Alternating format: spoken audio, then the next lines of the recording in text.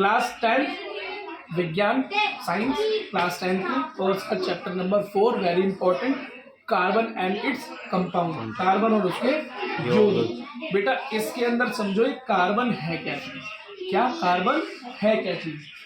Carbon बेटा इस दुनिया में हर तरफ है, क्या हर तरफ है, हर चीज में कार्बन आपको मिलेगा। ऐसा क्यों कम थोड़ा कम, ऐसा क्यों है? ऐसा इसलिए है क्योंकि कार्बन में कुछ इस तरीके के गुण है, और वो क्या क्या गुण है आओ बेटा बोर्ड पे आ जाओ।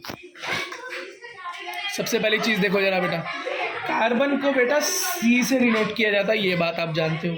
इसका एटॉमिक नंबर 6 होता है, परमाणु संख्या क्या होती है 6 होता है। अगर बेटा इसको K L M N में बांटा जाए, इसकी संयोजकता निकालने के लिए, इसकी संयोजकता निकालने के लिए तो क्या हो गया, कैसे बांटोगे? सबसे पहले 2, और यहाँ पे L में 8 आ सकते हैं, तो मैक्सिमम बचे कितने, 6 में से 2 गए तो बचे 4, तो वैलेंसी क्या हो गई, संयोजकता क्या हो गई 4। इसको बेटा अपना शेल पूरा करने के लिए 8 चाहिए होते हैं, लेकिन है कितने 4, तो कितने की कमी है 4 की कमी है। बेटा 4 इलेक्ट्रॉन कोई देता ही नहीं है, 4 इलेक्ट्रॉन बहुत बड़ी मात्रा है, ना तो इसे कोई 4 इलेक्ट्रॉन देगा, ना ही ये किसी को 4 इलेक्ट्रॉन दे सकता है कि खाली 2 रह जाए। तो कार्बन क्या हुआ बेटा, धर्म संकट में फंस गया। कहाँ फंस गया? एक धर्म संकट में फंस गया। अब वो क्या करेगा? अब बेटा इसके पास तो सिर्फ एक ही ऑप्शन बचता है कि किसी के साथ हाथ मिला ले, पार्टनरशिप कर ले। क्या कर ले? पार्टनरशिप कर ले कि भाई तू मुझे दे भी मत अपना इलेक्ट्रॉन, लेकिन मेरे साथ शेयर कर ले। मेरे साथ क्या कर ले? शेयर कर ले। क्या कर ले? शेयर कर ले। बेटा ये दूसरों के साथ शेयर करके अपना बॉन्ड बना लेता है, अपना आबंध बना लेता है। उसको बेटा हम क्या बोलते हैं? सह संबंधी आबंध, सह संबंधी आबंध कहते हैं, और इंग्लिश में कहते हैं कोवेलेंट बॉन्ड। आओ देखो कैसे होता है। इसे मिटा दो, ठीक है बेटा। सबसे पहले देखो कोवेलेंट बॉन्ड बनता कैसे, लेकिन उससे पहले मैं आपको याद दिलाऊं कि हमने पिछले चैप्टर्स में देखा था कि आयनिक बॉन्ड, आयनिक आबंध कैसे बनता है। देखो जब कोई इलेक्ट्रॉन दे दे, जब कोई इलेक्ट्रॉन दे दे या इलेक्ट्रॉन ले ले, तब बनता है आयनिक आबंध बनता है। लेकिन बेटा जब कोई इलेक्ट्रॉन ना तो दे और ना तो ले, आपस में क्या कर ले? शेयर कर ले। क्या कर ले? शेयर कर ले। वो बनता है सह संबंधी आबंध, मतलब कोवेलेंट बॉन्ड। तो आयनिक बॉन्ड करते हैं। मैंने एग्जांपल दिया था बेटा NaCl का, सबसे बढ़िया एग्जांपल NaCl का है। सोडियम और क्लोरीन की बात करें तो बेटा सोडियम को की संयोजकता कैसे, 2 8 1 11 होते हैं इसके अंदर, और ये बन गया 2 8 और 7, ये 17 होते हैं। ठीक है बेटा। अब बेटा इसके पास तो एक इलेक्ट्रॉन ये दे सकता है, क्योंकि एक हटेगा तो ये इसकी वैलेंसी पूरी, और ये बेटा इसको एक की जरूरत है, एक मिल जाएगा तो ये 8 हो जाएंगे। तो सोडियम अपना 1 दे देता है और क्लोरीन 1 इलेक्ट्रॉन ले लेता है, जिससे कि ये Cl नेगेटिव हो जाता है और ये Na सिंगल पॉजिटिव हो जाता है, और इस संबंध को बेटा आयनिक आबंध कहते हैं। लेकिन बेटा इस तरीके का बॉन्ड जिसके अंदर इलेक्ट्रॉन्स की शेयरिंग होती है, मतलब ना तो दिए जाते हैं ना लिए जाते हैं, आपस में बांटे जाते हैं, उसको बेटा सह संबंधी आयनिक बोलते हैं। आ बेटा बना के देखते हैं, हम बोलते हैं सह संबंधी आबंध बनाओ। ठीक, देखो जैसे हाइड्रोजन है, क्या है इसकी बेटा परमाणु संख्या क्या है, KLMN में बांटेंगे तो बेटा K में 1 ही रह जाएगा। अब इसके पास क्या है, ये किसी को तो इलेक्ट्रॉन दे नहीं सकता, अगर इसने 1 इलेक्ट्रॉन दे दिया तो ये बचेगा ही क्या, इसमें तो खुद ही 1 है। तो इसको कोई अगर 1 दे दे, 1 तो ये 2 हो जाए और इसका काम हो जाए। इसलिए बेटा आपको कई जगह पे हाइड्रोजन जुड़ा हुआ भी मिलेगा। तो जरा हाइड्रोजन को हम हाइड्रोजन से ही जोड़ देते हैं, हाइड्रोजन को हाइड्रोजन से ही जोड़ देते हैं। क्या बनेगा? H2। कैसे बना, देखो एक हाइड्रोजन, उसके पास 1 बैलेंस इलेक्ट्रॉन है संयोजी, और दूसरा हाइड्रोजन उस पर भी 1 है। अब ये 1 की तलाश में इसे कोई 1 दे दे, वो भी 1 की तलाश में उसे कोई दे दे, ना तो ये दे सकता ना वो दे सकता। दोनों क्या करेंगे? शेयर कर लेंगे। उसने इसका इलेक्ट्रॉन लिया, इसके 2 हो गए पूरे, इसका काम बन गया। इसने इसके साथ शेयर कर लिया, इसके भी 2 हो गए, और इनका बन गया एक बेटा पेयर बन गया, इलेक्ट्रॉन का पेयर बन गया। ये बन गया जी H2 का सह संबंधी आबंध। और ऐसा आबंध कैसा होता है? बड़ा ही मजबूत होता है। जब बेटा एक इलेक्ट्रॉन आपस में इस तरीके से शेयर किया जाए, बांटा जाए, तो उसमें बेटा बोलते हैं सिंगल बॉन्ड, एकल आबंध। ठीक, और अगर जिसमें 2 इलेक्ट्रॉन बांटे जाए तो द्वि आबंध, मतलब डबल बॉन्ड, और जिसमें 3 बांटे जाए वो ट्रिपल बॉन्ड। डबल और ट्रिपल बॉन्ड का भी एक एग्जांपल देख लें।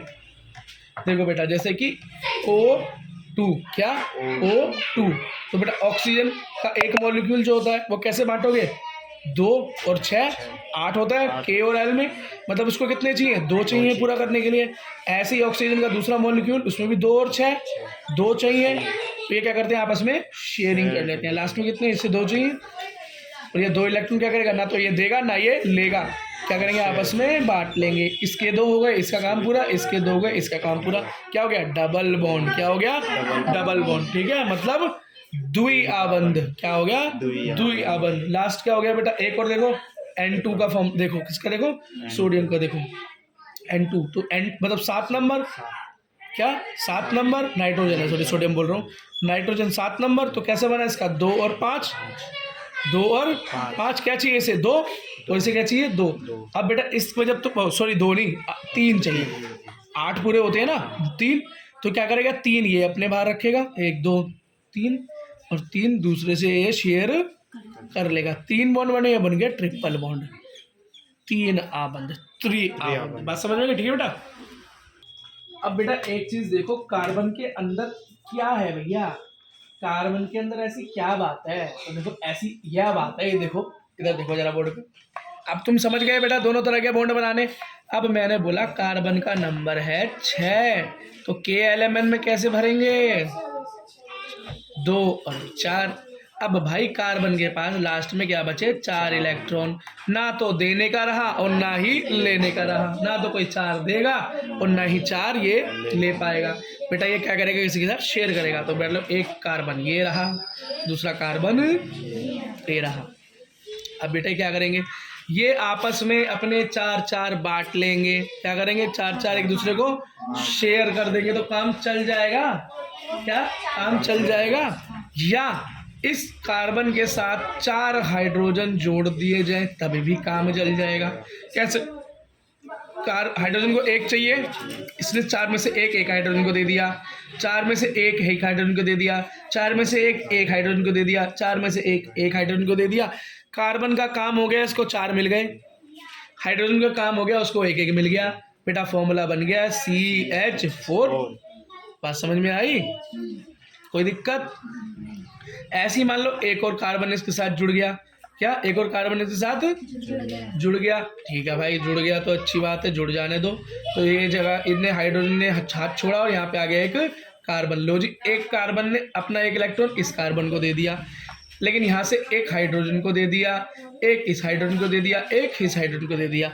अब बेटा क्या हो गया इसका फॉर्मूला, कार्बन हो गए 2 मतलब C2, और हाइड्रोजन कितने हो गए, 1 2 3 4 5 6 H6। बात समझ में आई। और बेटा इसी तरीके से कार्बन को किसी की भी जरूरत नहीं है, अगर उसे हाइड्रोजन मिले तो ठीक, नहीं तो कार्बन कार्बन से ही जुड़ता चला जाता है। क्या बनाता है, चैन रिएक्शन बनाता है। क्या करता है, चैन रिएक्शन बनाता है। इंग्लिश में इसे कहते हैं बेटा कैटिनेशन। क्या बोलते हैं, कैटिनेशन। और बेटा इसका मतलब है कि कार्बन अपने इतने रूप बना लेता है, अपनी ऐसी चैन रिएक्शन करता है कि ये पूरी दुनिया में हर तरफ आपको दिखाई देता है, और इसके कई और तरीके के रूप अपरूप आपको नजर आते हैं। अपरूप को बेटा क्या बोलते हैं, अपरूप को बेटा इंग्लिश में बोलते हैं एलोट्रॉप्स। क्या बोलते हैं बेटा, एलोट्रॉप्स, एलोट्रॉप्स बोलते हैं। ठीक है, आओ देखो बेटा, हाँ मत आओ ऐसे सुनो बेटा। कार्बन के 3 अपरूप, 3 एलोट्रॉप बहुत फेमस हैं जो कि तुम्हारे में पूछे जाते हैं। पहला तो है बेटा हीरा। हीरा इस दुनिया के सबसे कठोरतम पदार्थ में से, the hardest substance in the world is हीरा। दूसरा है बेटा ग्रेफाइट। ग्रेफाइट कहाँ यूज होता है, ग्रेफाइट होता है बेटा आपकी पेंसिल के नीड्स के अंदर यूज होता है, देखा है ना। अगला एक लास्ट है बेटा बंक मिनिस्टर फुलिरीन या बंक मिनिस्टर फुलिरीन। इसका बेटा चित्र होता है कुछ फुटबॉल की तरह, ये देखो ये रहा। अब बेटा ये तीनों अप्रूव पूछे जाते हैं, कभी भी कोई सा भी पूछ लिया जाता है। अच्छा एक बात बताओ, हीरे का बेटा काम क्या है। हीरे का काम तो ऐसा है भाई, हीरे का काम है, हीरे की उपयोगिता ये है कि हम उसको अपने साज सज्जा के सामान में, ज्वेलरी वगैरह में यूज करते हैं। बेटा मशीन्स के अंदर कटिंग के लिए भी यूज होता है। आप प्लीज गेट को बंद करो, अंदर आ जाए, ठीक है बेटा। उसको हम कार्बन में, कार्बन बोल रहा हूँ, उस हीरे को हम बेटा बारीक कटिंग्स के अंदर भी काम लेते हैं, मतलब कुछ प्रिसाइज मशीनों के अंदर भी उसका उपयोग होता है। ग्रेफाइट का उपयोग किस चीज में होता है बेटा, ग्रेफाइट के बारे में एक चीज जान लो। ग्रेफाइट कैसा होता है, चिकना, और कैसा होता है, ग्रे कलर का, ग्रेइश कलर का होता है ग्रेफाइट। ठीक, और वो बेटा मशीनों के अंदर इस्तेमाल होता है। क्यों? ताकि मशीन अच्छे से काम करे, लुब्रिकेंट जैसे ग्रीस वगैरह होता है उस तरह से काम करता है। बेटा हीरे में बिजली नहीं चल सकती, लेकिन ग्रेफाइट में तुमको मैंने पिछले चैप्टर में धातु में क्या बताया था कि वो बिजली भी कंडक्ट कर सकता है। गुड कंडक्टर ऑफ इलेक्ट्रिसिटी है वो, मतलब उसकी बिजली एक जगह से दूसरे स्थान पर पहुंच जाती है। ठीक, और देखो ये चमकीला नहीं होता, लेकिन हीरा कैसा होता है बेटा? चमकदार होता है। कैसा होता है? चमकदार होता है। हीरा बहुत मजबूत है, लेकिन ग्रेफाइट इतना मजबूत नहीं है। ये है बेटा। अब जरा एक चीज याद रखना, जो बंक मिनिस्टर फ्लोरीन है, हिंदी में भी बेटा इसको यही कहते हैं, तो बंक मिनिस्टर फ्लोरीन की स्पेशलिटी ये है कि ये 60 कार्बन से मिलकर बनता है। इसके स्ट्रक्चर में टोटल कितने कार्बन होते हैं? जैसे स्ट्रक्चर मैंने दिखाया था बुक में, 60 कार्बन। हो सकता है कभी कोई पूछ ले तो 60 कार्बन से मिलकर वो बनता है। बात समझ में आ गई? ठीक है, यही इंपॉर्टेंट है। ओके, और एक बार बेटा अपनी एनसीईआरटी के अंदर स्ट्रक्चर्स देख लो। बंक मिनिस्टर फ्लोरीन, ये है ग्रेफाइट का स्ट्रक्चर, देखो इस तरीके का स्ट्रक्चर है, और ये आपका हीरे का, डायमंड का कार्बनिक स्ट्रक्चर है। ठीक है, ओके बेटा। और जो बेटा मैंने आपको कैटिनेशन बताया था ना कि कार्बन चैन बनाता है, कार्बन जुड़ता चला जाता है, कार्बन को दूसरे किसी की भी जरूरत नहीं है, बहुत आसानी से सह संबंध आबंध बना सकता है, कोवेलेंट बॉन्ड बना सकता है, हर जगह मिलता है, तो बेटा उसको हिंदी में बोलते हैं सर्वतोमुखी प्रकृति। तो आपसे क्वेश्चन पूछा जा सकता है, explain the catenation property of carbon, या कार्बन की सर्वतोमुखी प्रकृति के बारे में बताइए। तो आप यही बताएंगे कि कार्बन इसके अंदर क्या करता है? चेन रिएक्शन करता है बेटा, कोवेलेंट कंपाउंड बनाता है। कैसे बना? सह संबंधी आबंध बनाता है। इलेक्ट्रॉन को देता लेता नहीं है, इलेक्ट्रॉन को शेयर करता है, आपस में बांटता है। आप उसके एग्जांपल बताओगे, दिखाओ कि कार्बन से कार्बन की चेन बनती चली जाती है, और 60 कार्बन की चेन जो बंक मिनिस्टर फ्लोरीन ने देखा, 60 कार्बन जुड़ गए, और ये तो बहुत कम है बेटा, हजारों हजार कार्बन की क्या बन जाती है? चेन बन जाती है। ठीक है बेटा, ठीक है बेटा। अब जरा कार्बन की जो चेन हमने अभी बनाकर देखी थी, एक छोटी मोटी बनाई थी, एक CH4 बनाई थी, एक C2H6 बनाई थी, तो बेटा बनाना तो हम सीख गए कि कार्बन कैसे जुड़ रहा है, उसमें हाइड्रोजन किस तरह से जुड़ रहे हैं, और चेन को हम कितना भी लंबा बना सकते हैं, लेकिन इनका नाम भी तो होता है, इनका एक नाम भी होता है। तो पेपर में क्या होता है, या तो चेन होगी उसका नाम पूछ लेंगे आपसे, या आपसे एक चेन दे रखी होगी उसका नाम पूछेंगे, या नाम दे देंगे, आपसे बोलेंगे चेन बना के दिखाओ। ठीक, तो आपको बेटा उसका नामकरण अच्छे से आना चाहिए, कार्बन की चेन्स का नामकरण अच्छे से आना चाहिए। ठीक, तो अब बेटा जरा फोकस करो इधर। ठीक, तो बेटा एक चीज जरा याद कर लेना, दिमाग में डाल लेना। क्या डाल लेना? कि बेटा जो सिंगल आबंध बनता है, सिंगल बॉन्ड बनता है, उसको बेटा एल्केन बोलते हैं। क्या बोलते हैं? एल्केन। हिंदी में भी एल्केन कहते हैं। क्या कहते हैं? एल्केन कहते हैं। डबल आबंध, डबल बॉन्ड को बेटा क्या कहते हैं? एल्कीन कहते हैं। क्या? एल्कीन कहते हैं। और बेटा ट्रिपल बॉन्ड, त्रि आबंध को बेटा हिंदी इंग्लिश के अंदर कहते हैं एल्काइन, और बेटा हिंदी में भी यही कहते हैं। क्या? एल्काइन। ठीक है बेटा, इसको याद कर लो। अब एक और चीज याद कर लो, कितने कार्बन हो तो उसका नामकरण ये तो बॉन्ड के हिसाब से हो गया, अब कार्बनों की संख्या के हिसाब से भी करना पड़ेगा। अगर बेटा 1 कार्बन हो, 2 हो, 3 हो, 4 हो, 5 हो, 6 हो, तो क्या नाम होगा? देखो, तो ये शुरू होता है, पहले वाले को बोलेंगे मैथ, दूसरे वाले को बोलेंगे एथ, फिर प्रॉप, फिर ब्यूट, फिर पेंट, फिर हेक्स, तो फिर 7, 8, 9 और 10। हेक्स के बाद क्या बोलेंगे? हेक्ट, फिर ऑक्ट, फिर नॉन, और फिर डेट। इस चीज़ को बेटा स्क्रीनशॉट ले लो, कॉपी में उतार लो, पॉज कर लो वीडियो को, उसके बाद हम आगे से नाम करना चालू कर देते हैं। ओके बेटा अब देखो, हमने बेटा बॉन्ड्स के नाम क्या होते हैं, आबंधों के नाम क्या होते हैं, कितने कार्बन पे क्या नाम दिया जाता है, वो हमने याद कर लिया है। मैथ, एथ, प्रॉप, ब्यूट, हेक्ट, पेंट, हेक्सेट, ऑक्ट, डेट। आओ बेटा जरा कुछ नाम करते हैं। आओ बेटा एनसीईआरटी को देख के कुछ काम करते हैं। सबसे पहला बेटा दे रखा है हमारे को 2 कार्बन की चेन दे रखी है। क्या? 2 कार्बन की चेन। अब बेटा 2 कार्बन पे क्या होगा? 4 ही तो जुड़ सकते हैं, तो एक में कार्बन जुड़ ही गया, तो यहाँ पे हाइड्रोजन ऐसे जुड़ेगा। बेटा वीडियो थोड़ी बड़ी जरूर हो सकती है, लेकिन आपका लगाया हुआ टाइम आपको पेपर में और आने वाले टाइम में सुख का अनुभव करवाएगा। ठीक है, यहाँ पर ये देखो बॉन्ड कौन सा है? सिंगल है, सारे सिंगल है, सिंगल बॉन्ड है, तो बेटा एल्केन होगा। नाम याद रखना, एल्केन होगा ही होगा। अब कार्बन देखो कितने हैं? 1, 2 है, तो बेटा 1 पे होता है क्या होता है? 2 पे क्या? अरे 1 पे होता है मैथ, और दो पे होता है एथ, तो क्या हो गया एथ, ये शुरू में जुड़ता है एथ प्लस एल्केन, तो बेटा इसका नाम हो गया एथेन।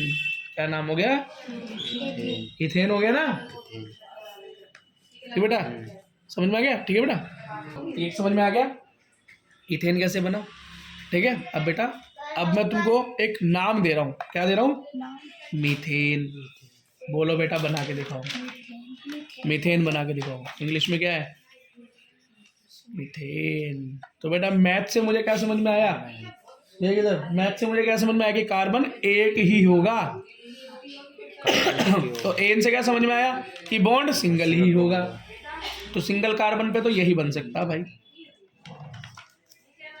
तो ये क्या हो गया एक कार्बन और 4 hydrogen CH4, meth plus ane methane, ये बन गया जी मीथेन का फॉर्मूला। मीथेन क्या होती है गैस होती है, कौन सी प्राकृतिक गैस होती है, कौन सी होती है प्राकृतिक गैस होती है, बहुत सारे काम आती है ना। इसे मिटा रहा हूं, अगला देखो जी, अगला देखो। अब एक कार्बन और दूसरे कार्बन के बीच में द्विआबंध बना दिया, क्या किया मतलब एक कार्बन के 2 इलेक्ट्रॉनों को मैंने शेयर कर दिया, तो बचे यहाँ पर 2, यहाँ पर सिर्फ और सिर्फ 1 और 2 ही हाइड्रोजन लग पाएगा, 1 और 2 ही हाइड्रोजन लग पाएगा। अब जरा इसे गिनो, 1 2 कार्बन कितने 2 कार्बन में क्या होता है एथ, क्या होता है एथ, हिंदी में भी एथ ही है, ठीक है। प्लस 2 बॉन्ड, मतलब पहला बॉन्ड होता है सिंगल बॉन्ड एल्केन, दूसरा एल्कीन, कौन सा एल्कीन,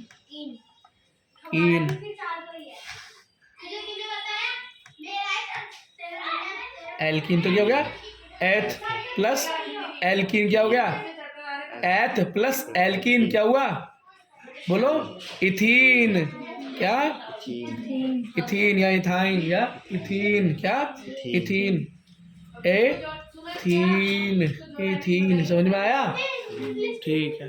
बस बेटा तो थोड़ा सा मुश्किल वाला ले लें, यहाँ से ले लेते हैं हम जरा, तुम्हारे एनसीईआरटी में से ले लिया हमने ये वाला 5वां पेंटेन, क्या ले लिया पेंटीन, क्या एंटीन। तो देखो पेंट मतलब मैथ एथ प्रोप ब्यूट पेंट, मतलब कितना कार्बन हो गया कितना कार्बन हो गया 5 कार्बन हो गया, मतलब 5 कार्बन बनाओ, एक के साथ एक जुड़ा हुआ 2 3 4, 1 2 3 4 1 5 बन गए। अब बेटा ये देखो इसके साथ कितने कार्बन जुड़ेंगे, लास्ट वाले के साथ 3 और बाकी के साथ 2 2, क्यों क्योंकि ये तो बेटा आपस में 2 इनने शेयर कर ही लिए।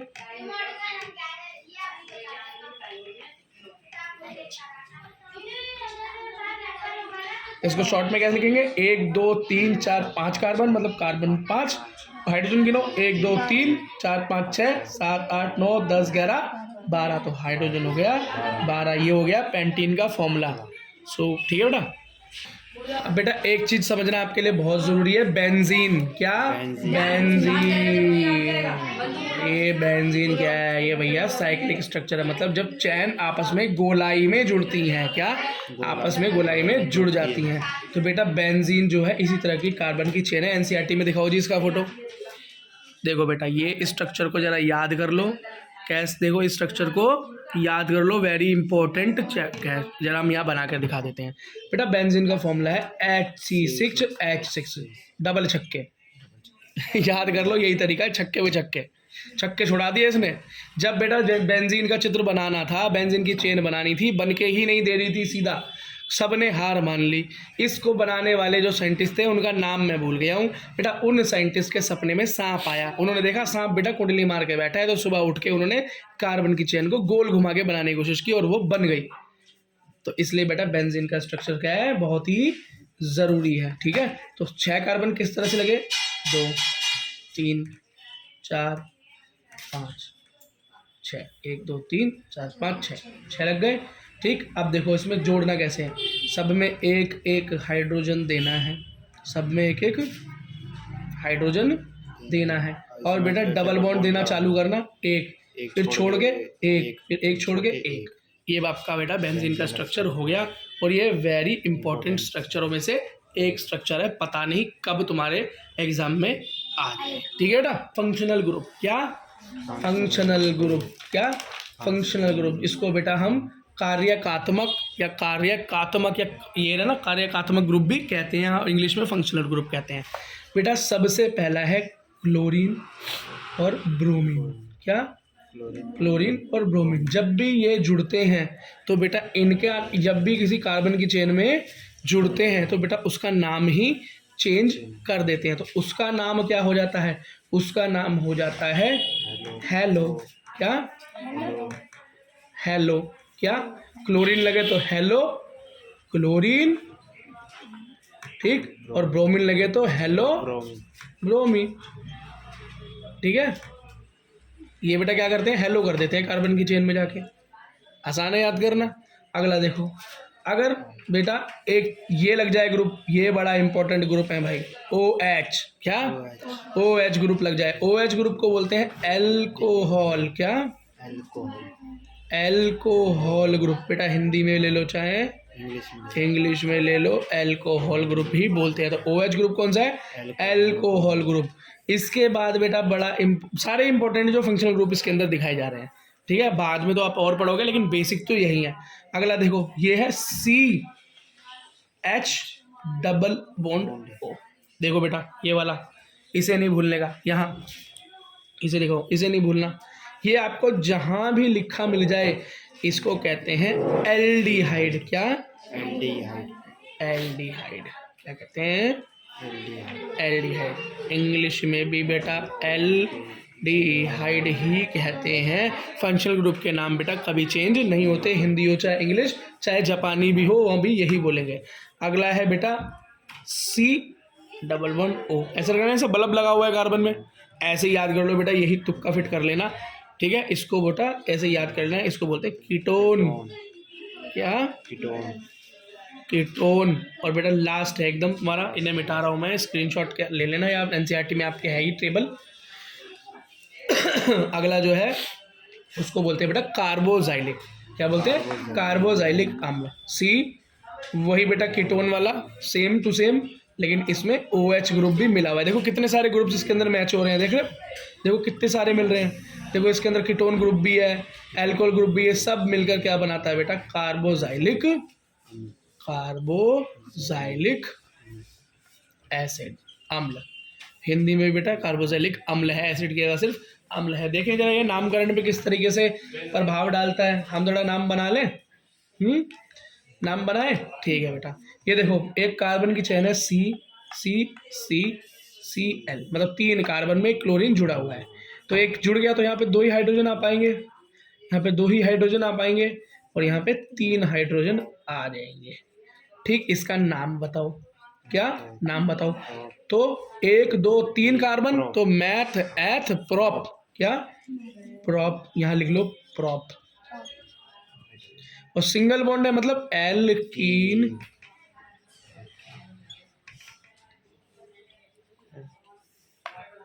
ठीक, और इसमें क्या जुड़ा हुआ है? क्लोरीन। कैसा? हेलो कर दिया, क्लोरीन ने क्या कर दिया? हेलो कर दिया। तो क्लोरीन ग्रुप जुड़ा हुआ है। तो नेमिंग में किस तरह से करेंगे तो उसका हो जाएगा बेटा, इसका नाम सबसे पहले, जो भी फंक्शनल ग्रुप जुड़ा होता है उसको सबसे पहले बोलते हैं। क्या बोलते हैं? सबसे पहले बोलते हैं। तो हो गया क्लोरीन का, क्या हो गया? क्लोरो। क्या हो गया? क्लोरो। और प्रोप प्लस एल्केन क्या हुआ? प्रोपेन। हिंदी में हो गया बेटा ये क्लोरो प्रोपेन। समझ में आया? इजी है नाम, नेमिंग बेटा। नेमिंग इसलिए करा रहा हूँ क्योंकि मुझे लगता है कि नेमिंग पूछ ही जा सकती है। जिस हिसाब से वेटेज है ना, जिस हिसाब से समय ले रखा है NCERT की बुक के अंदर कवरेज, बिल्कुल मुझे लगता है कि पूछ ही लेंगे भाई, आपसे पूछ ही लेंगे बेटा। देखो यूट्यूब पे बहुत सारी वीडियोज़ हैं, 30 मिनट में चैप्टर, 30 मिनट में चैप्टर कर लो और 10 मिनट में चैप्टर कर लो। बेटा 10 मिनट और 30 मिनट में ना वो रिवीजन हो सकती है जो बच्चा पहले से ही जानता है। जो ये सब चीज़ें जानता है वो रिवीजन के लिए ले सकता है, लेकिन बेटा जो बच्चा जानता नहीं है ना, जीरो से सीख रहा है, उसको तो ऐसे ही करना पड़ेगा, और कोई तरीका नहीं है। आप बस इस वीडियो को बेटा स्पीड बढ़ाकर देख सकते हो, लेकिन ये समझ रहे हो कि कोई 10 मिनट में आपको कार्बन चैप्टर सिखा देगा, उसमें नेमिंग भी सिखा देगा, और इन ग्रुप फंक्शनल ग्रुप्स को लगाकर इसके नेमिंग इस तरह से सिखा देगा, आपको बॉन्ड्स भी बनाने सिखा देगा। तो बेटा ये तो हो ही नहीं सकता। आइंस्टाइन भी आ जाए ना ऊपर से नीचे, वो भी नहीं कर पाएंगे। ठीक है बेटा, आओ जरा फोकस करते हैं नेक्स्ट नेम्स पे। ठीक है, देखो अब बेटा OH ग्रुप जुड़ गया, 3 कार्बन की चेन में कौन जुड़ा दिया हमने? OH। क्या जुड़ा दिया? OH। और OH कौन सा होता है? एल्कोहल। क्या होता है? एल्कोहल। समझ गए ना? क्या होता है? एल्कोहल। अब बेटा क्लोरीन जुड़े, ब्रोमीन जुड़े, शुरू से नाम आता है हाइड्रोजन। हाँ बिल्कुल, बहुत बढ़िया, हमारे लड़के तेज हो गए भाई। ठीक है तो बेटा ये क्या है? एल्कोहल। बेटा एल्कोहल में जो नाम में जुड़ता है वो पूरा नहीं, जैसे प्रोपेन प्लस एल्केन, प्रोपेन बनाते हैं हम, पूरा तो नहीं लेते, शुरू के नाम ही तो लेते हैं। तो बेटा एल्कोहल के अंदर हम क्या लेते हैं? खाली ऑल लेते हैं, नामिंग में खाली ऑल लेते हैं। इस बात को ध्यान रखना। 3 कार्बन क्या होगा? Math eth prop. क्या हुआ? प्रॉप। सिंगल बॉन्ड मतलब एल्कीन, एल्कीन, एल्कीन बोल रहा हूँ, एल्केन। ठीक है, एल्केन। थोड़ा राइटिंग पे ध्यान नहीं देना, बोर्ड पे लिखने की आदत थोड़ी कम है, धीरे धीरे सीख जाएंगे। एल्केन, तो प्रोप प्लस एल्केन क्या हो गया? प्रोपेन। प्रोपेन हिंदी में प्रोपेन, और ऑल तो क्या हो गया? प्रोपेन ऑल, प्रोपेनॉल, प्रोपेनॉल, ये नाम हो गया भाई। बस प्रोपेन में एल्कोहल जुड़ने से प्रोपेनॉल हो गया बेटा। इस तरीके से नामिंग करते हैं। चलो और नेक्स्ट वाली करें। नेक्स्ट देखो, इसके अंदर मैंने कौन सा ग्रुप जोड़ दिया? एल्डिहाइड। कौन सा ग्रुप जोड़ दिया? एल्डिहाइड जोड़ दिया जी। सी कार्बन में एल्डिहाइड ग्रुप जुड़ गया जी। कौन सा जुड़ गया? एल्डिहाइड ग्रुप जुड़ गया। ये है जी एल्डिहाइड ग्रुप। समझ गए? यहाँ डबल बॉन्ड लगा तो डबल, 1 2 3 4 पूरे हो गए। नीचे हाइड्रोजन की जरूरत नहीं है यहाँ। बनाओ बेटा इसके नाम। 1 2 3 कार्बन, कितने? 3 कार्बन। और एक बात याद रखना, ये प्रोपेनॉल है, प्रोपेनॉल है ना? क्या है? कौन सा ग्रुप है इसके अंदर? प्रोपेनॉल बोलो, सॉरी, ये बेटा एल्डिहाइड ग्रुप है। कौन सा? एल्डिहाइड। तो बेटा एल्डिहाइड ग्रुप का जो नाम जुड़ता है खाली AL, मतलब अल जुड़ता है। क्या जुड़ता है? अल। क्या जुड़ता है? अल। ठीक है। Meth eth prop. क्या है? Meth eth prop.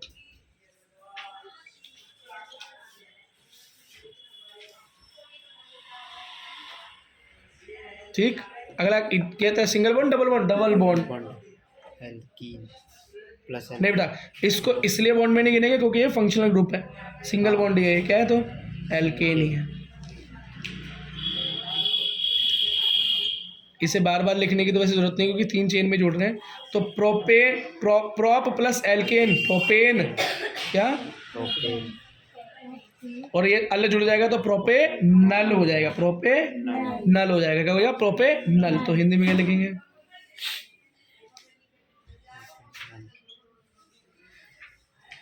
प्रोपेनल। ठीक है बेटा। अगला देखो बेटा, एक और कर लेते हैं थोड़ा सा। कौन सा करें बताओ? कीटोन जोड़ लें किसी में?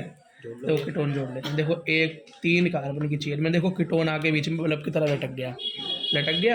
यहाँ डबल बॉन्ड हो गया, 2 यहाँ हो गए। अब यहाँ पे कार्बन की जरूरत नहीं है, 4 बॉन्ड पूरे हो गए। बॉन्ड गिना करना, कहीं गलती कर दो। 1 2 3 4 बॉन्ड पूरे हो गए।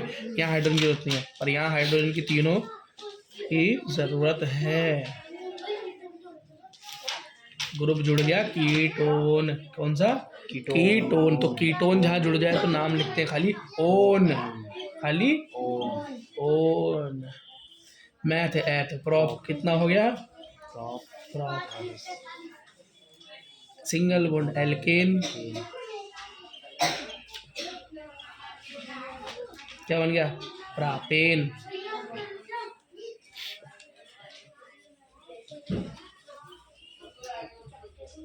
प्रोपेन। और ये क्या है? Plus one. तो क्या हो गया? Propane plus one, propanone. Propanone. Hindi में क्या लिखोगे? प्रोपेनॉन। खत्म। समझ में आ गया बेटा? ठीक है बेटा, अब आप नेमिंग करनी तो सीख ही गए हो, तो आप मेरे को जल्दी जल्दी मैं आपको इस टेबल को दिखा देता हूँ, थोड़ा इस पर थोड़ी सी नज़र घुमा लें, ठीक है। कैसे बोलते हैं, सरसरी नज़र डालें जरा इस पर, ठीक है। देखो बेटा, अगला क्या है, कार्बोजाइलिक एसिड घुस गए, कौन सा, कार्बोजाइलिक एसिड, फंक्शनल ग्रुप घुसा, देखो ये दिखाई दे रहा है, देखो कार्बोजाइलिक एसिड दिखाई दे रहा है, फंक्शनल ग्रुप को जरा ध्यान से देखो, दिख गया बेटा। इसके अंदर जब ये किसी भी कार्बन की चेन में जब ये ग्रुप लगता है तो नामकरण होता है ओइक एसिड। कार्बोजाइलिक एसिड पूरा नहीं लेते, क्या लेते, खाली ओइक एसिड। तो meth eth prop single bond alkane, तो प्रोपेन प्लस ओइक एसिड, तो प्रोपेनोइक एसिड, तो प्रोपेनोइक एसिड या प्रोपेनोइक अम्ल आप लिख सकते हैं। अगला बेटा, इतनी बात समझ में आई ना।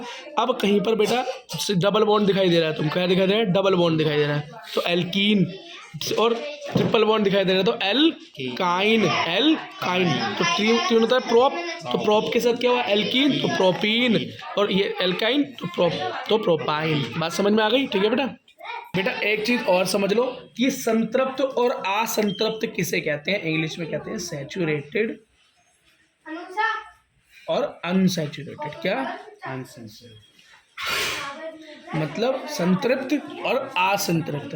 बेटा जिनमें सिंगल बॉन्ड लगते हैं ना एल्केन, वो तो होते हैं बेटा तुम्हारे संतृप्त, कैसे, संतृप्त या सैचुरेटेड। और जिनके अंदर बेटा डबल और ट्रिपल बॉन्ड लगता है, एल्कीन और एल्काइन, क्या डबल बॉन्ड और ट्रिपल बॉन्ड लगता है बेटा, वो कैसे होते हैं, अनसैचुरेटेड या असंतृप्त। क्या, असंतृप्त। इस बात को बेटा याद रखना है, इस बात को याद रखना है।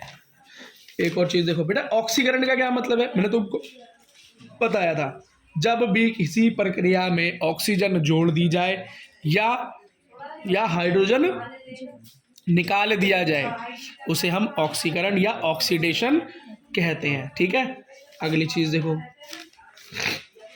ये बोल रहा है जब कार्बन को जलाया जाएगा, दहन किया जाएगा तो क्या होगा, बर्निंग या कंबंशन में क्या होगा, कार्बन को जलाने पर क्या बनेगा, CO2 निकलेगी, कार्बन डाइऑक्साइड निकलेगी और ऊर्जा या प्रकाश निकलेगा। ये यही कहना चाह रहा है बेटा। जब भी हम कार्बन को जलाते हैं कुछ नहीं बचता, कार्बन डाइऑक्साइड गैस निकलती है, कार्बन में कोई और मिलावट होती ही नहीं है। तो कार्बन का किसी भी अप्रूव को जला लो, हीरे को फूंक दो, बहुत हाई मेल्टिंग पॉइंट है, लेकिन अगर कर दो तो कुछ ही नहीं बचेगा, कार्बन डाइऑक्साइड गैस निकल जाएगी और कुछ भी नहीं बचेगा। ग्रेफाइट को जलाओ कुछ नहीं बचेगा, कार्बन के किसी भी प्योर अप्रूव को जलाओगे कुछ भी नहीं बचेगा। यही रिएक्शन होगी जो रिएक्शन में तुम्हें बता दिया, ठीक है बेटा। ठीक बेटा, नेक्स्ट रिएक्शन जिसको बोलते हैं वो है प्रतिस्थापन अभिक्रिया, मतलब डिस्प्लेसमेंट रिएक्शन। सेम वही बात, जिसके अंदर बेटा एक कोई अणु या एक कोई रिएक्टेंट बेटा दूसरे रिएक्टेंट को या दूसरे जिसके साथ रासायनिक अभिक्रिया हो रहा है उसको हटाकर खुद उसके स्थान पर पहुंच जाए, वही बेटा प्रतिस्थापन अभिक्रिया कहलाती है, प्रतिस्थापन अभिक्रिया कहलाती है। अब बेटा कुछ इंपॉर्टेंट, कुछ महत्वपूर्ण कार्बन के यौगिक, कुछ कार्बन के ऐसे कंपाउंड है जिनके बारे में हमें जानना चाहिए। पहला है एथेनॉल, क्या, एथेनॉल, और दूसरा है एथेनोइक अम्ल, मतलब एथेनोइक एसिड। अब ये बना कैसे होगा इसके बारे में खैर बता तो नहीं रखा, लेकिन अगर मैं तुमसे पूछूं, ठीक है बेटा, ठीक, तो बेटा ये कार्बन के कंपाउंड बोल रखे हैं, पहला कौन सा है, एथेनॉल, और दूसरा एथेनोइक एसिड। तो हमने बना लिया एथेनॉल कैसे बनेगा, एथ मतलब दो कार्बन, मैथ एथ, तो दो कार्बन बना लिए, सिंगल बॉन्ड, और हमारा फंक्शनल ग्रुप हो गया कौन सा, एल्कोहल। एल्कोहल का बेटा क्या लगता है सफिक्स, एंड में नाम क्या लगता है, ऑल। और यहाँ पर क्या बोला, इथेनोइक एसिड, मतलब ओइक एसिड किसका, कार्बोजाइलिक एसिड का लगता है। तो हमने बेटा कार्बोजाइलिक एसिड यहाँ पे जोड़ दिया, एथ मतलब दो कार्बन और सिंगल बॉन्ड, ये जुड़ गया, एथेन प्लस एल्केन प्लस ये एथेनोइक एसिड बन गया। बेटा यहाँ पर तो बता नहीं रखा लेकिन हमने लिख दिया, ठीक है, ठीक है। इसको जरा बेटा याद रखना, इसकी अलग अलग तरीके से रिएक्शन करवानी जाएगी। तो बेटा सबसे पहला देखो इथेनॉल के बारे में बता रहा है, किसके, इथेनॉल, ये रहा बेटा इथेनॉल। इथेनॉल के बारे में क्या बोल रहे हैं, इथेनॉल कमरे के तापमान पर द्रव अवस्था में पाया जाता है, मतलब कमरे का तापमान बोलते हैं। कमरे का तापमान का मतलब होता है बेटा नॉर्मल टेम्परेचर, क्या, नॉर्मल टेम्परेचर। जैसे जिस टाइम इस कंडीशन में बैठे हैं ना तो इसको बोलते हैं बेटा नॉर्मल टेम्परेचर, क्या बोलते हैं, नॉर्मल टेम्परेचर या स्टैंडर्ड टेम्परेचर। और बेटा बुक में, ठीक है। साधारणतः एथेनॉल को अल्कोहल भी कहते हैं, इसको हम क्या कहते हैं, अल्कोहल भी कहते हैं, तथा यह सभी अल्कोहल पेय पदार्थ का अभिन्न अवयव होता है। मतलब बेटा जो आप अल्कोहल, पता है ना अल्कोहल वाली ड्रिंक कौन सी होती है, शराब, बियर, वाइन, उसका बेटा ये फॉर्मूला है और ये उसके अंदर यूज होता है। आओ बेटा इसी जरा बंद करो, ठीक है। अगला देखो, अतः इसका उपयोग tincture, iodine, cough syrup, tonic आदि औषधियों में भी बनाते हैं। देखो बेटा इसका यूज किस में होता है? गले की खराश को करने वाली, कम करने वाली खांसी की दवाइयों में भी होता है। इसलिए आपने देखा होगा कि कुछ लोग नशा ना मिलने की स्थिति में खांसी की दवाई भी पी लेते हैं, क्योंकि उसके अंदर कुछ मात्रा में अल्कोहल होता है। आओ बेटा बुक पे फोकस करो, इंपॉर्टेंट चीजें हैं ये, ठीक है। अगली देखो, इथेनॉल सभी अनुपातों में जल में मिलाया जा सकता है, ठीक। तनु एथेनॉल की थोड़ी भी मात्रा पीने पर नशा हो जाता है। क्या हो जाता है बेटा? एथेनॉल थोड़ा सा पीने से भी नशा हो जाता है। मैं समझ गया आप किसकी बात कर रहे हैं, वाइन की बात कर रहे हैं हम, ठीक है। और इसको बेटा पानी में आराम से मिलाया जा सकता है। इसलिए पैक कैसे बनते हैं? पानी में बनते हैं, ठीक है। चलो शराब को छोड़ो, इधर नहीं कुछ और सोचने लगते हो फिर तो। देखो बेटा, यद्यपि अल्कोहल पीना निंदनीय है लेकिन समाज में बड़े पैमाने पर प्रचलित है। शुद्ध एथेनॉल की थोड़ी सी भी मात्रा घातक सिद्ध हो सकती है। अत्यधिक एक अल्कोहल को पीने से स्वास्थ्य की संबंधित समस्याएं उत्पन्न हो सकती है। मतलब बेटा आपकी किताब में क्या रखा है? शराब पीना और पिलाना सेहत के लिए और समाज के लिए हानिकारक होता है, ठीक है बेटा। देखो बेटा, अब इथेनॉल को मैं कंप्रेस्ड फॉर्म में लिखना चाहूँ, नॉर्मल फॉर्म में लिखना चाहूँ तो कैसे लिखूंगा? तो बेटा ये तो हमारा क्या है? Functional group. इसको इसके अंदर मैच करके नहीं लिखते, अलग लिखते हैं। तो नॉर्मल क्या हुआ हमारा? सी के साथ 3 हाइड्रोजन है, कार्बन के साथ 3, तो CH3, ठीक। ये क्या है? सी के साथ 2 कार्बन, कार्बन के साथ 2 हाइड्रोजन, तो CH2 और फंक्शनल ग्रुप OH। इस तरीके से इसको हम लिखेंगे। ये बेटा मैं इसलिए बता रहा हूँ क्योंकि आगे आने वाली जो रिएक्शंस हैं उसके अंदर यही होगा। तो उसकी बेटा सबसे पहली रिएक्शन कराई जाती है सोडियम के साथ। क्या? अब बेटा तुम्हारा जो एग्जाम है ना 10th क्लास का, उसका फोकस ही इंपॉर्टेंट ये है कि अब वो बेटा पूरी तरीके से फोकस कर रहा है किस चीज पे? क्रियाकलापों पे, और क्रियाकलापों के ऊपर ही बेटा वो पूरी तरीके से फोकस कर रहा है। तो ये रिएक्शन कैसे हुई, इसको मिलाने पे क्या हुआ, इसे मिलाने पे कौन सा रंग निकला, इसे मिलाने पे कौन सी गंध आई, ये बेटा बहुत इंपॉर्टेंट हो गया, ठीक है बेटा। कि अल्कोहल की सोडियम के साथ रिएक्शन करवाते हैं। क्या करवाते हैं? सोडियम के साथ रिएक्शन। देखो जरा क्या रिएक्शन होती है। तो बेटा जब सोडियम हमारे किसके साथ रिएक्शन करता है? इथेनॉल के साथ रिएक्शन करता है या अल्कोहल के साथ रिएक्शन करता है, तो बेटा हमारे पास क्या निकल के आता है? Sodium ethoxide. क्या?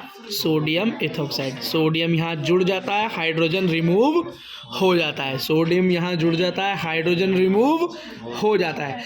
अल्कोहल सोडियम से अभिक्रिया करके रिएक्ट करके हाइड्रोजन गैस बनाता है। देखा ना, हाइड्रोजन गैस निकल गई, H2 निकल गया, हाइड्रोजन गैस निकल गई।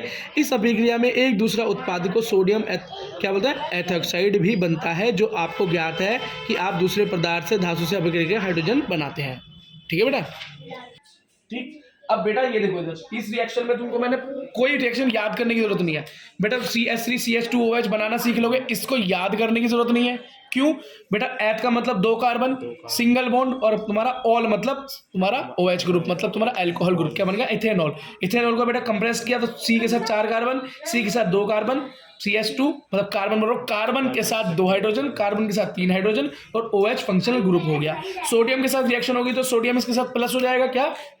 सोडियम इसके साथ प्लस हो जाएगा। सोडियम क्या करेगा बेटा? यहाँ पे हाइड्रोजन को रिप्लेस कर देगा, और यहाँ पर सोडियम खुद इसके स्थान पर आ जाएगा और हाइड्रोजन गैस निकलेगी। बस बेटा यही तो है, दिखाओ बेटा, बस बेटा यही है। तो ये रिएक्शन के अंदर हाइड्रोजन गैस निकलती है, ये ज्यादा इंपॉर्टेंट है, ठीक है बेटा। इसको याद करने की जरूरत नहीं है, क्योंकि आपको याद करके भी कोई फायदा नहीं, क्योंकि आप तो बिना याद करे भी इसको कर सकते हो, ठीक है, कर सकते हो अगर बेटा आप ठीक से सीखा है आपने तो, ठीक है, ओके, ठीक है।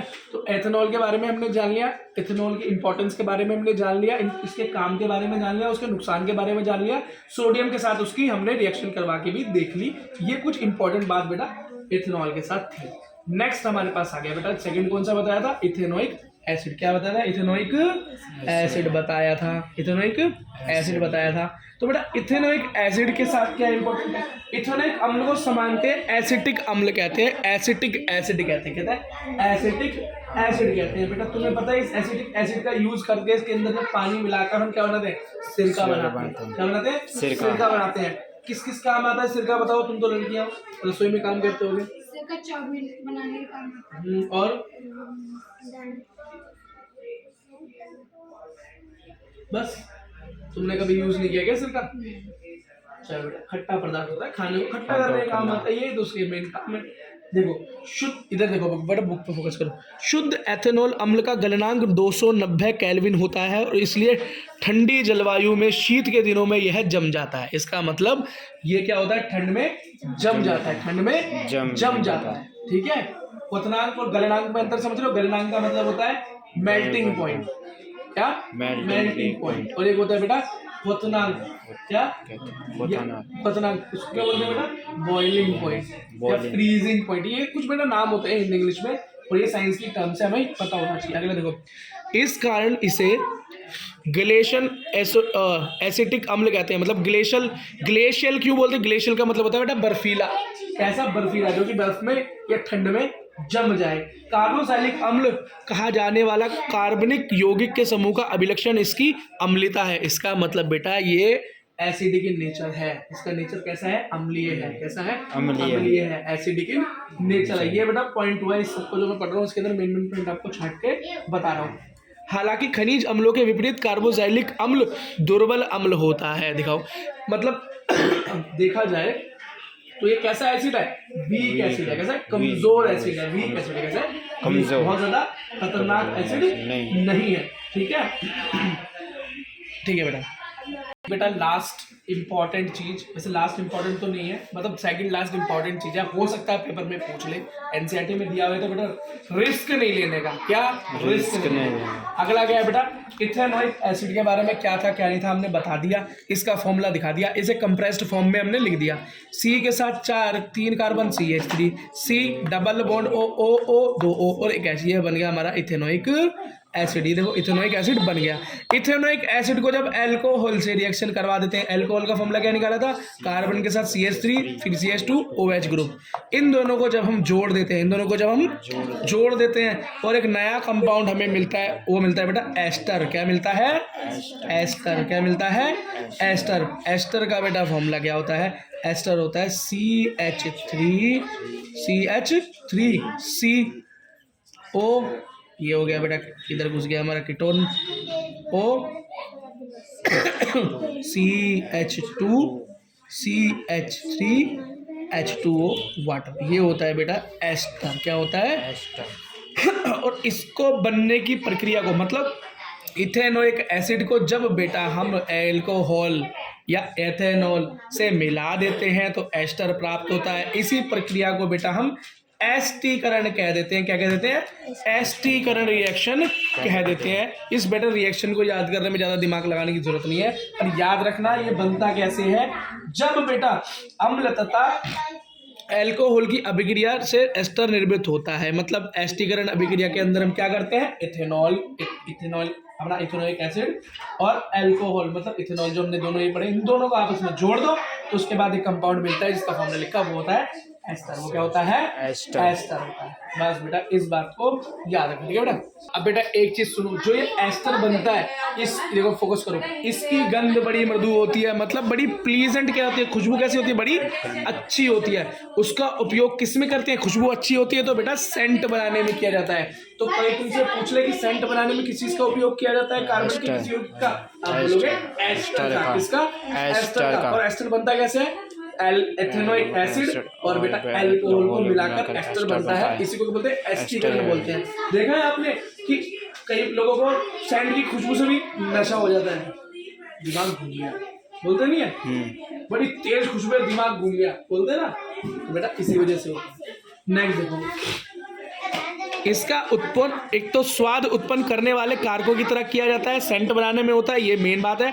एस्टर अम्ल तथा क्षारक की उपस्थिति में अभिक्रिया करके पुनः अल्कोहल और कार्बोक्सिलिक अम्ल बना लेते हैं। मतलब अगर हमें एस्टर से दोबारा से कार्बोक्सिलिक एसिड बनाना है और अल्कोहल बनाना है, इसे अलग करना है, क्या अलग करना है, तो इसकी बेटा किसी बेस से रिएक्शन करवा दो, किसी बेस से रिएक्शन करवा दो, इसकी किसी क्षारक से रिएक्शन करवा दो, एस्टर टूट के वापस कार्बोक्सिलिक एसिड और अपना मतलब अपने फंक्शनल ग्रुप में जिस चीज से बना था उनमें वापस चला जाता है। ठीक है, तो देखो यहाँ पे क्या हुआ, NaOH एक क्षार है, NaOH इज अ बेस, और बेटा CH3COOH की हमने क्या करवा दी बेटा, इसके अंदर किसकी रिएक्शन करवा दी, क्या है, CH3COOH क्या है, इथेनोइक एसिड की रिएक्शन करवा दी और हमारा काम हो गया। क्या? हमारा काम हो ठीक है बेटा इस अब लास्ट बोलते हुए लास्ट में तो आए गए, एक लास्ट टॉपिक और कर लो, हो सकता है पेपर में आ जाए, इंपॉर्टेंट है, बार बार आता है। इस बेटा फोकस करो बुक पे। इसे बोलते हैं साबुन और अपमार्जक, मतलब डिटर्जेंट एंड सोप। बेटा डिटर्जेंट एंड सोप का दोनों का इस्तेमाल किस चीज में होता है बेटा? धोने के लिए होता है, सफाई के लिए होता है। धावन सोडा पढ़ के आए हैं इसलिए पिछले चैप्टर के अंदर भी। क्या फॉर्मूला है बोलो बेटा वॉशिंग पाउडर का? वॉशिंग सोडा NaS, वो यही बोलना चाह रही है, मुझे पता है, वेरी इंटेलिजेंट लड़की। देखो इधर बेटा, जब भी साबुन के अंदर या सर्फ के अंदर या अपमार्जक के अंदर जब बेटा पानी मिलाया जाता है वो बनाता है झाग। क्या बनाता है? झाग। बेटा झाग को हिंदी में मिसेल कहते हैं, इंग्लिश में भी मिसेल कहते हैं। क्या कहते हैं? मिसेल। कई लोग इसको बेटा फैन भी बोलते हैं। क्या बोलते हैं? फैन। लेकिन हमको साइंस की लैंग्वेज में क्या है? मिसेल बोलना है। बेटा मिसेल का स्ट्रक्चर जरा बड़े ध्यान से देखो। देखो बेटा, एक तरफ इसकी टेल है और एक तरफ इसका हेड है, एक तरफ इसका सर है और एक तरफ इसकी पूंछ है। पूंछ पर क्या है बेटा? सोडियम। क्या है? सोडियम। कैसा है? प्लस। कैसा? प्लस। कैसा है? पोलर है। बेटा ये पानी के साथ जुड़ जाएगा, ये पानी के साथ जुड़ जाएगा। और इसकी पूंछ किसके साथ जुड़ जाएगी? गंदगी के साथ। किसके? ये लिखा है ना, तेल की बूंद, मतलब गंदगी। क्या? गंदगी, डस्ट। और जैसे ही बेटा पानी आएगा, पानी बहेगा, तो ये सोडियम पानी के साथ बहकर बाहर और साथ में गंदगी को लेकर चला जाएगा। इसका मतलब बढ़िया बढ़िया झाग बनेगा, तो बढ़िया बढ़िया सफाई हो जाएगी। समझ में आ गया? तो झाग क्या है, मिसेल क्या है? जब पानी डालते हो मिसेल बनता है। और बेटा जो गंदगी होती है वो तो तेल की तरह ही है। गंदगी कैसी होती है? ऑयल की तरह होती है। उसकी पूंछ, उसकी तेल किससे जाके जुड़ जाती है? उस तेल से जुड़ जाती है, उस गंदगी से जुड़ जाती है। सोडियम किसके साथ? प्लस का आयन है, पोलर, मतलब पानी के साथ जुड़ के पानी के साथ बहकर बाहर चला जाता है और सब गंदगी को बहाकर बाहर ले जाता है। बस बेटा यही साबुन का काम है, यही साबुन का काम है। इसी के साथ बेटा आप पे चैप्टर खत्म।